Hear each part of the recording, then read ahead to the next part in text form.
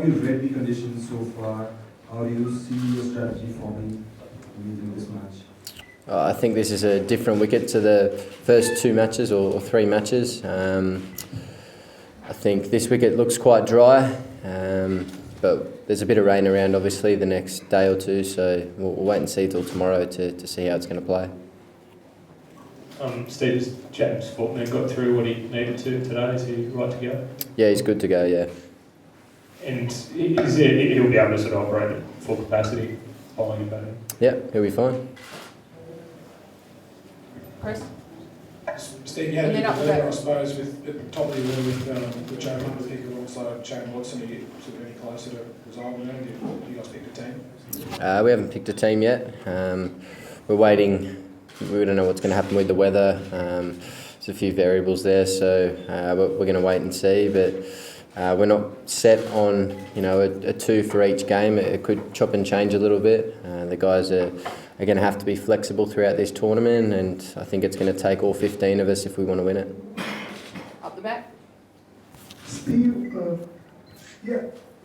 normally batsmen concentrate while they are batting, but setting like this, sometimes do you think this can be distracting because there are no cement stands, there are no chairs in the vision, you are seeing Himalayas directly. Is that sometimes can be a distraction for a batsman? Oh, there's no doubt it's a beautiful view here. I'm not sure it's a distraction though. I think when the guys get out there, they're going to be focused on the job, and that's, as a batsman, obviously watching the ball and executing our plans. So it is a nice view though. It's a nice place to play, and we're looking forward to playing out here tomorrow. Steve, there could be a chance we might have a short-term game, and should you know before the toss that it's a short-term game, do you change the combination or do you go same? It's possible. A few different things could change with a shortened game, so we'll have to wait and see tomorrow. Obviously, the weather's something we can't control, and we'll wait and see till tomorrow. Do you actually prepare thinking, if the game is shortened, we have different strategies, do you prepare that way? Yeah, I think you have to have something in mind. I don't think a lot of the sort of game plans and the way each individual sort of plays changes too much. But I think you do have to have a few different sort of game plans if the game's a little bit shorter. Gav, then Rob.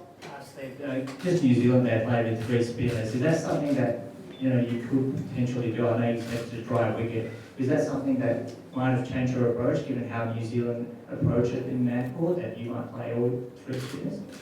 It's possible. I think they'll potentially go in with the same side when they see this wicket.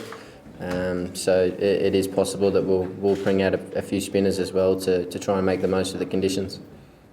Rob? Just one more on the weather. Would it look a bit ridiculous for potentially a whole World T20 campaign to come down to a 5 over, 6 over side game? You can't control the weather, that's just part of the game, and you've just got to adapt to whatever happens. We mightn't bowl the ball, you can't control that, you just have to go out and do what you can, and if it's a 5 over game, then we'll be doing our best to win that as well. So we can't control it, and we're going to come out and play well, hopefully. Then Sam, then Ben. I see. You've been to many stadiums in India, other countries. How do you assess this stadium? What do you think about this stadium in Dharamshala? Yeah, it's very nice. As I said before, I think the view's beautiful. Obviously, looking at the Himalayas there, and it's a ground obviously at altitude, so the ball flies goes quite a long way. So it looks like a nice place to play. A lot of us haven't played here before, so we're all really excited, and hopefully we can start this tournament really well. Sam and Ben. Hi Steve, we've seen you practice a lot of switch hits and reverse sweeps and pull them out in a few games recently. Do batsmen have to be able to do that now with T20 cricket to sort of hit 360 degrees? It's obviously nice if you can hit 360 degrees and try and manipulate the field a little bit, and I guess get them bowling into areas or have fields set for where you want to hit the ball. But I don't think it's a necessity. Everyone's different the way they play. A lot of our guys are very strong and have a lot of power, so it really doesn't matter sometimes where the man in the outfield is. So no, I don't think it's a necessity.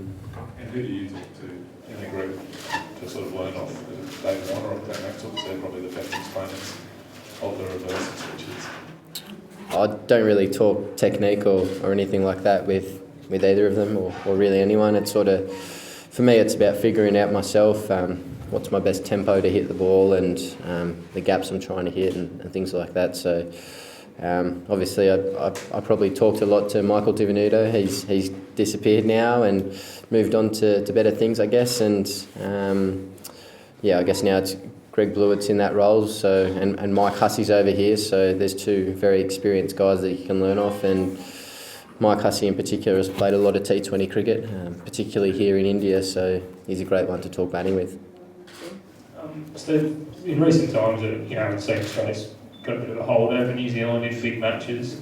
Can that translate to 2020 cricket? Yeah, I don't see why not. I think in big games we have probably got a little bit of wood over them. So for us, it is a new game, it's a new tournament, and it's about coming out here and executing our skills well. And if we do that, hopefully we'll be on the right end of it. Stephen, there have been a couple of surprise selections in terms of Peter Neville and Ashton Agar. So in terms of a settled combination for New Zealand, do you think your combination needs time to settle down? Are you still iffy, or you think you're there? Sorry, can you repeat that, I'm please? saying Peter Neville and Ashton Agar, a few surprise selections for your team, for your T20 combination. While New Zealand are a little settled, more settled than you are, do you think you still have a side which is there, or it's still iffy in terms of your combination? No, I think we're pretty settled. Everyone knows their roles, and we're all ready to go. So we've all played a lot of T20 cricket, and each person knows how they play individually, and we're all ready to go. Hi Steve, we saw New Zealand going into the first match with 3 spinners. Do you think only having Adam Zampa and also Ashton Agar, lack of spinning options in the side, lack of frontline spinning options in the side might prove to be a stumbling block for you guys going into the tournament, deep end into the tournament? I don't think so. I think Glenn Maxwell also bowls pretty good off spin. Finch can roll a few out. I can bowl a few. I think we've got plenty of options, particularly if the wicket's spinning. So I think we've got all bases covered.